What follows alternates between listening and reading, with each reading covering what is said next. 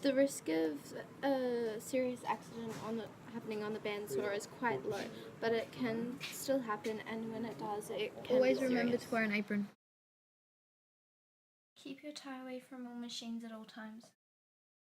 Remember, if the machine is too loud, wear headphones. No one will laugh at you. Always remember your personal protective equipment. Remember the fences and guards are there to help you cut on point. Always use these to protect your eyesight. Remember, the emergency stop is there for a reason.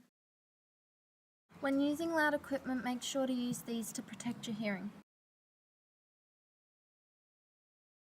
Always be prepared before using the bandsaw.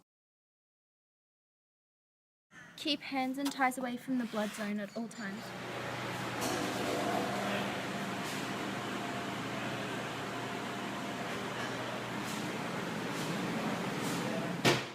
Always mark off the part that you don't want to cut. Before using the blades, make sure you somewhat by your